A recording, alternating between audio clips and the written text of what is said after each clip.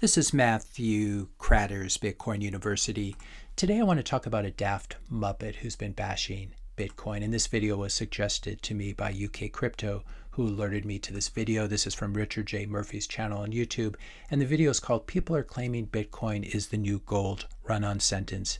It isn't." So let's give it a listen. I found this video, spoiler alert, to be pure comic gold, on the order of perhaps a Faulty Towers episode or a Monty Python episode. So let's give it a listen, and I'll try to react to it as we go along. Is Bitcoin the new gold? The fans of Bitcoin are saying it is.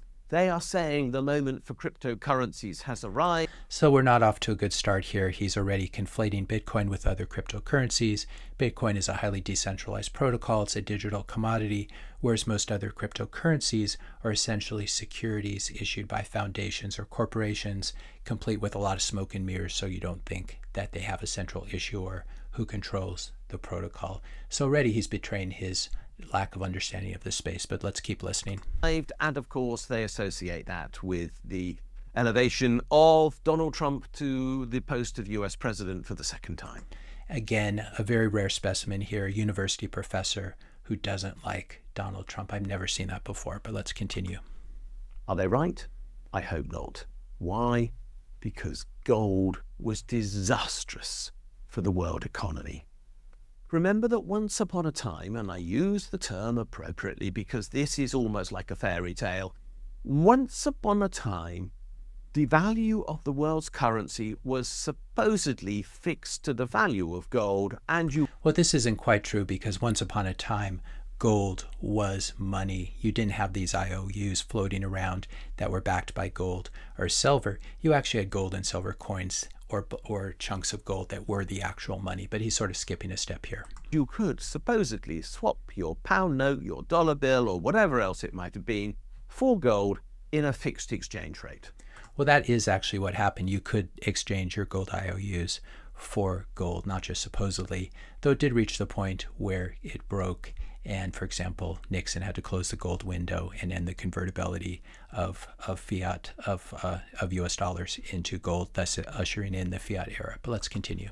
As a consequence, it was hoped that the number of pounds, dollars, francs, marks, and whatever else were in existence at the time would be limited by the total supply of world gold, which would therefore prevent inflation happening. This, it was said, because there was this constraint on the creation of new money, and it was claimed that it was the creation of new money that was actually the cause of inflation. Imagine being crazy enough to believe that money printing causes inflation. I guess Richard doesn't believe that, but let's continue. The theory was wrong. It was wrong because it didn't take into account the fact that economies were growing. And growing economies, growing either by way of population growth or by way of increase of income, do require more money. And they require more money because there's more income going around. And if there's more income going around, there will be more money needed to do the trades that we all wish to partake in. Restrict the amount of money that is available and try and grow at the same time, and the only thing you get is deflation, which means that every pound has to be worth less to be spread more thinly across the economy. Deflation means the cost of everything that you want to buy goes down. I think only an economist could think this is a bad thing, but we're going to address that a little bit later in this video. Economy to make sure that in practice there's enough currency to go around. The trouble with deflation is when we face a deflationary situation, people stop spending because they believe that things will be cheaper in the future. As a consequence, you get an inevitable outcome, which is recession leading to depression, and that's what we had in the 1930s. The attempt to fix the value of the US dollar to the value of gold led to the worst recession in US history, and of course that spilled over into the other major economies of the world, including ours, even though we had by then come off the gold standard at the beginning of that decade, but without sufficient leverage of our own because of our fixed exchange rate with the US dollar. Okay, so there's a lot to cover there. Let's first address the idea that the gold standard was apparently a complete disaster. I thought it was weird in this video that Richard jumped straight to the Great Depression in his analysis of this, completely leaving out the fact that the U.S. Central Bank happened to be founded in 1913. It led directly to a giant speculative bubble in the roaring 20s, followed by the largest global economic collapse in history, just a couple decades after the founding of the U.S. Central Bank, the Federal Reserve. It's also funny, too, because this gold standard period, at least historically, used to be considered a sort of golden age, a very good time to be living.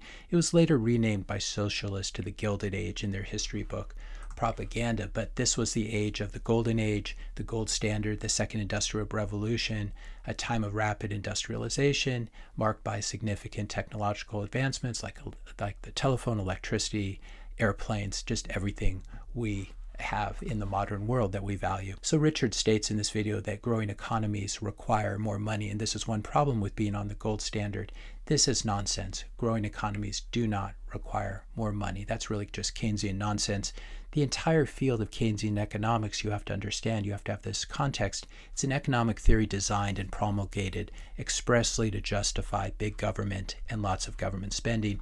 This makes sense when you realize that all Keynesian economists are apologists for and or employed by central banks, governments, or government-captured and government-funded institutions like universities, like Richard J. Murphy himself, because obviously there's not a lot of demand in the real world for Keynesian economists. You really need them just as propagandists for the regime. The free market value of a Keynesian professor is usually less than zero, since they're a net drag on human progress and flourishing, and this is one reason that they don't really like free markets that much. But back to the video, growing economies do not require more new money. You can actually keep the money supply constant and instead allow the price or purchasing power of that money to appreciate, thereby increasing the overall market cap, the total amount of units times the price of those units or the purchasing power of those units. We can call that the market cap, even though that's normally applied to stocks, thereby increasing the overall market cap of the money supply and allowing it to grow large enough to service the national or global economy. When Bitcoin had a market cap of 10 million, for example, it couldn't even service a small town. Now Bitcoin has a market cap of over 2 trillion and can service much larger economies. When Bitcoin inevitably has a market cap of 100 trillion or 200 trillion, it'll be able to service the entire global economy. Now, how did Bitcoin's market cap increase over time, and how will it increase in the future in order to be able to service the global economy? Not by increasing the supply of units, which are fixed at 21 million, but rather by allowing the purchasing power or price of each unit to appreciate over time. This is the important point. As long as your money is sufficiently divisible, you can run the whole global economy on it. You could service the whole global economy using just one Bitcoin, as I've been telling someone on Twitter recently, assuming that it was divisible enough, and because it's software, it is divisible enough. Special note here for the pizza folks, dividing something into lots of small pieces does not increase the overall supply. Dividing Bitcoin into smaller pieces does not increase the supply of 21 million. If it did, we could solve world hunger by just cutting a single pizza into billions of slices. The nice thing about having a fixed supply of money, Pache, Richard J. Murphy, is that it doesn't put the issuers of that money, like fiat money, in this place of privilege where they can secretly siphon off national wealth by printing up fresh money and spending it into the economy before everyone else does. This is the well-known Cantillon effect or Cantillon effect, thereby avoiding the very inflation that they're causing because they print up the money, they spend it, and then everyone else gets stuck with the inflation. This is very, very simple to understand. And a concrete example, of course, is if you double the supply of money in a game of Monopoly, what happens to the value of the real estate in that game economy? It, of course, doubles. So you'd need to be an economics professor in Sheffield not to be able to understand that. If you're enjoying this video so far, I just ask you here to please help to support this channel's mission of enraging Daft Muppets all over the world. Hit the subscribe button. That really does help with the reach of this channel and spreading the education. Leave a like, leave a comment, question, suggestion for a future video, and share this video with a friend or family member. So let's get back to his video. At that time, we didn't have the flexibility to create the money that was required to make our economy work. And this is the whole problem. Imagine thinking you need to print money, that you need a money printer to make an economy work. It has nothing to do with having smart people who are productive, who are creating new technological advances, etc., etc. You just need this magic money printer to let stuff work. The Bitcoin enthusiast. The Bitcoin enthusiasts are saying that because there are supposedly only ever going to be 21 million Bitcoins in total in the world, there cannot be a Bitcoin inflation. That's because they say, if the number of Bitcoins is fixed, the price can't change. I do wonder about these Bitcoin enthusiasts. This isn't exactly what we say. When you fix the price, when you fix the supply of Bitcoin, obviously the price moves up and down based on demand because the supply is a constant. Their relationship with reality. When they talk about Bitcoin and price stability, I wonder if they've ever noticed how rapidly the price of Bitcoin changes. In the space of a few months, its value can double sometimes. Or, of course, this is something called the free market that a lot of Keynesians and Marxists are not familiar with, but things do fluctuate over time when you let the free market move around. If you don't let the free market move around and you don't let things trade freely, what you end up with is jump events. For example, when George Soros broke the British pound by shorting it, it was being hemmed in a very small trading range, and then of course it had a very violent move. And it wasn't because Soros was that powerful. It was because the economic forces, the UK was trying to basically keep a beach ball underwater. So you have a choice. You can have something that moves around over time. The price of stocks moves around over time. The price of houses moves around over time. The price of apples and oranges moves around over time. This is what's called a free market. You can have a price czar sitting at the center of your country, like the USSR, setting the price of everything, setting the price of potatoes. But we all know that's not how free markets and supply and demand works to provide the most goods and services for the most people. It just doesn't work to have price fixing like that. Of course, halve. If that isn't an indication of instability and of something that is useless as a hedge against inflation, I am not sure. People who've been holding Bitcoin over the past 5 years might dispute that it's useless as a hedge against inflation. If you're holding British pounds or US dollars or the sort of fiat that Richard advocates for, you're in much, much worse shape. Sure what is. But they claim otherwise because they live in, as I said before, this fairy tale world in which Bitcoin is the answer to all questions. Bitcoin cannot be the equivalent of gold. The reason why, of course, is that Bitcoin isn't the only cryptocurrency in the world. If Bitcoin runs out, then there will be other currencies to use instead. This is totally absurd. This is why, of course, the US dollar can have value, because the Zimbabwe dollar is there. And all the people who are holding US dollars might just rush into Zimbabwe dollars because they're so wonderful. So again, he doesn't understand very basic things about money converging to one and how these things work. Is no limit, in fact, to the amount of crypto that we can have, and therefore far from being a stable. There is a limit to the amount of Bitcoin you can have, and this is enforced by nodes that run the Bitcoin node software, whereas for other cryptocurrencies that are more centralized, they're more controlled by a small group of insiders, you actually can have the policy change. You can have a tail emission added, and the supply can go up over time, as we're seeing with Ethereum now, whose supply is increasing once again. Stable source of currency, it is a source of currency instability.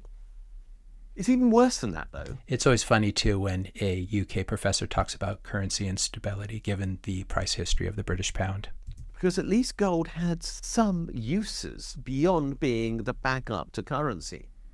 Here's the fallacy of thinking that something has to have industrial uses to be good money, whereas in fact the monetary premium, you want money that is mostly monetary premium, otherwise you have industrial demand for it, distorting the price of money. This is very basic, but Richard doesn't seem to understand it. There is nothing to Bitcoin. It is just an entry in a ledger which we can supposedly see, but which we can't actually understand because it's encrypted. So we can't see the ledger and we can't understand it because it's encrypted. Actually, we can see the ledger. It's completely open here.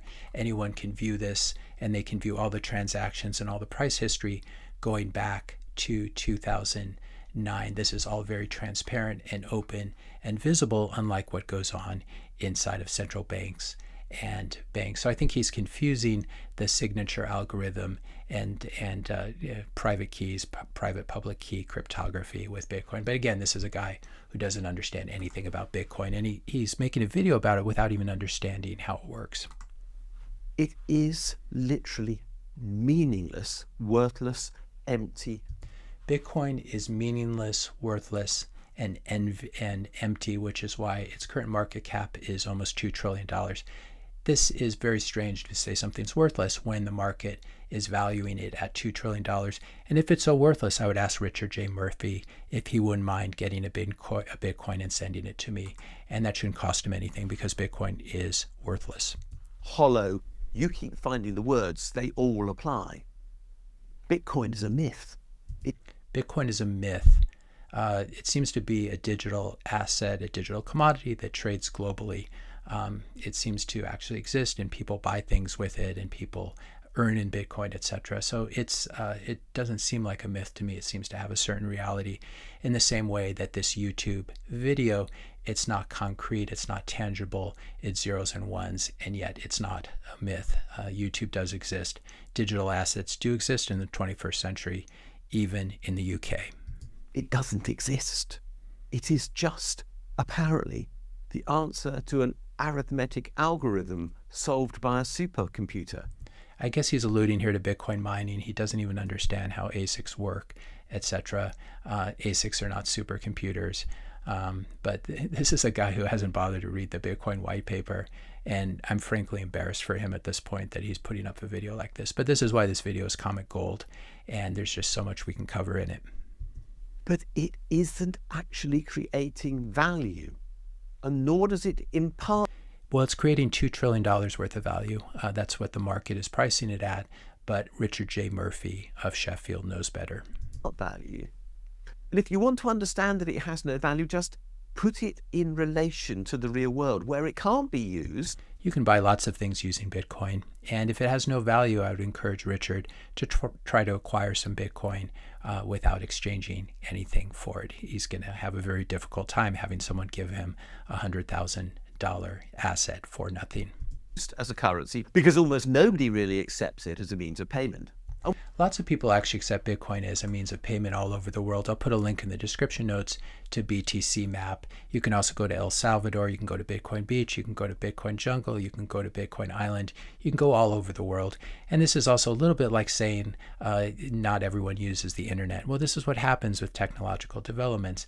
It's usually a small group of early adopters, and then it spreads and spreads and spreads. And if people find it useful, like the internet, it becomes a global thing. But this is why Richard doesn't understand how these things work. And when they do, they instantly translate the value of the Bitcoin that you might offer into today's value in dollars or pounds or what. This is what he's talking about here is currency or money as a unit of account. And the progress that currencies or money in the development of money, they usually start off as collectibles, then they morph into stores of value, and then you end up with a medium of exchange function. And the final function when you have full adoption is unit of account, where people begin to think in Bitcoin. I'm already beginning to think in sats and Bitcoin, as I'm sure many of you are. But again, this is like saying I can only buy books on Amazon, therefore Amazon is useless. He doesn't understand where this is headed. Whatever, and then accept the equivalent sum. So Bitcoin isn't money. It doesn't represent value. It isn't limited in supply. Well, it's got a $2 trillion market cap, and you can use it to buy things. It sort of sounds like money to me. And it is limited in supply. He doesn't understand how Bitcoin works. It is economically unstable. It is exceedingly price volatile. And it is claimed that the US must begin to build up Bitcoin reserves. These would be the equivalent of gold reserves. Why do the Bitcoin enthusiasts want? What a crazy idea to have a Bitcoin reserve or gold reserves. Every country, every civilized country on the planet in the 1800s and early 20th century had a gold reserve. So I'm not sure why this is such a crazy idea. The US to have Bitcoin reserves because that creates new demand for that limited supply of Bitcoin. And what happens when you have new demand? I thought before in the video he said that Bitcoin supply wasn't limited, but now he's assuming that it is limited. And he is right. When you have a commodity with limited supply, if you increase demand, the price will go up. In the same way the price of anything goes up, the price of Picasso's, the price of Leonardo da Vinci paintings when you have limited supply. This is what happens. This is what happens with London real estate. It's not a very difficult concept, the idea of supply and demand, but I'm glad that even as sort of a neo-Marxist that he does accept this. For something that is supposedly in limited supply, the price goes up. So all those who currently own Bitcoin will think themselves better off. And when, as they claim, other countries will. When the price of something or the purchasing power of something you own or hold goes up, you actually are better off. A few years ago, one Bitcoin could buy you a pack of gum, then it could buy you a bicycle, then a motorcycle, then a car. And now Bitcoin's at the point where it can buy you, one Bitcoin can buy you a fairly nice car. In this cycle, we'll probably see that Bitcoin will be able to buy you a fairly nice house, perhaps the median price of a house in the US. Will then have to follow the US and create Bitcoin reserves, the price will go up again. And this is what they're trying to create. A giant Ponzi scheme with government funding being used to increase their private wealth. Well, it's not exactly a Ponzi scheme because there's no one at the center of it. This is a decentralized protocol.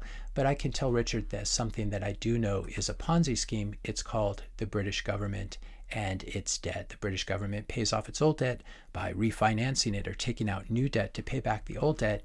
And over time, the debt keeps increasing and you need new suckers to come to the table. US government debt highest since 1962. So it's always ironic when you have a fiat economist telling you that this very scarce digital commodity form of money is a Ponzi scheme, especially when there is no center to it. Whereas for the British pounds, you do have the Bank of England. It is very centralized. And when you look at UK debt, it is obviously an actual Ponzi scheme where you require dumber and dumber people to hold on to it. And the other thing I would expect Richard to be a little bit more upset about is the fact that the British pound has lost 94% of its purchasing power, 94% of its value since 1971. It's one thing to try to imagine the perfect money in a world of rainbows and unicorns, but what we have in fact in the real world is we have gold, we have US dollars, we have British pounds, and we have Bitcoin. These are your choices, not some idealized form of money that doesn't exist. So it's very strange when he's bashing Bitcoin to not even apply the same critique to the British pound, because losing 94% of your value, even if it did it in a very non-volatile manner, that's a pretty serious thing to happen in less than a full lifetime.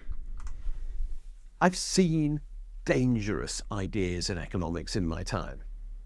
Ponzi's. Well, he's seen fiat economics, he's seen British debt and fiat money. This is probably one of the most dangerous ideas of our lifetime. Schemes are usually the most exploitative, the most abusive, and the worst. And Bitcoin, frankly, looks. Anyone who's had to deal with the British government over the past couple of years knows what an abusive government looks like. So I can sympathize with him. Exactly like that. And the marketing for this idea of the US having a Bitcoin reserve so that Bitcoin might become the reserve currency of that country and the world is probably the most dangerous thing I've ever come across. It is. It's the most dangerous thing he's ever come across because he's not very self-aware or self-reflective. What's happened to the British economy, what's happened to the British pound, also what's happened to the US dollar, obviously, has been absolutely terrible. And it has been an exploitation of the people by their respective governments. Is literally about destroying the value of the money. Destroying the value of the money. He is so unself-aware, the British pound having lost 94% of its value since 1971. Again, we have to choose between real-world alternatives, and your real choice here is fiat money or Bitcoin. Which is necessary for the world to operate. If you want to destroy the world economy, believe in Bitcoin. If you want to believe that we actually need government-controlled and guaranteed money, which will be of value come what may. Will be of value come what may, though over 50 years it will go down 90% in its purchasing power. And so all of your time and energy that you expended will be devalued away, unfortunately, with fiat money. Stick with fiat currency. Those are the choices. They're binary. But why should we stick with fiat currency when it doesn't hold its value, when it can be confiscated, when you can be debanked, when your money can be so easily printed? And only one of them works, and it's not Bitcoin. Now, Richard's video makes a lot more sense when you take a look at his Twitter bio. The first 3 words are economic justice campaigner. Economic justice sounds like a nice thing, but what it really is repackaged, rebranded Marxism. If we take a look, many of the pillars of economic justice have nothing to do with justice, sustainable redistribution of wealth, stealing from one group to give to another. There's nothing sustainable about this because once you've taken all the money away from one group, they either leave the country or they're dead, or they decide not to work very hard anymore because all the money's been taken away. Income equality sounds like a good thing. It would also be nice if everyone was completely healthy and was the same height and had all the same abilities and lived in the same place, etc. But unfortunately, you can't have equality. What we can have is equal opportunity, but unfortunately, when you hear economic justice, it usually has nothing to do with justice. And they push crazy ideas like UBI, Universal Basic Income, which has been tried and failed many times. Economic justice comes down to government stealing private property from one person to give it to another person. And most often it's stealing, as we said, from productive people to give it to unproductive people. It's very easy to talk about economic justice when you have tenure and you're at a university and your bread is buttered and you can just do whatever you want and say whatever you want. And you're not actually adding that much value to society in many cases. So quite often these people who want to redistribute wealth are the ones who are not really creating any value for society. And also stealing from productive people to give it to unproductive people. It's not a great way to incentivize people to work hard and build a productive society. And it's not that the idea hasn't been tried. The idea has been tried and failed many times. If you take a look at the Soviet Union and USSR, grocery stores, etc. The best news is that, though, that Richard Murphy has recently removed himself from the global public square so that we no longer need to listen to his Muppet rambling. So feel free to look him up on Blue Sky, where all the Muppets hang out this day. Richard saying, I've decided to no longer post to this account for reasons that are too obvious to require further explanation because, of course, this platform is owned by the greatest inventor and genius of our generation, Elon Musk.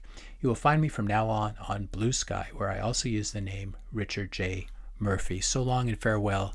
It was fun while it lasted, and I would say the same about fiat money. It was definitely fun while it lasted. If you enjoy these kind of videos, I will put a link to a similar one that I did called Cackling Boomers Mocking Bitcoin. It's another reaction video like this. If you enjoyed this video, be sure to hit the subscribe and like buttons. Hit the notification bell if you want to be notified when I publish my next video. And let me know your questions and comments in the comment section below. Thanks a lot for watching, and I'll see you in the next video.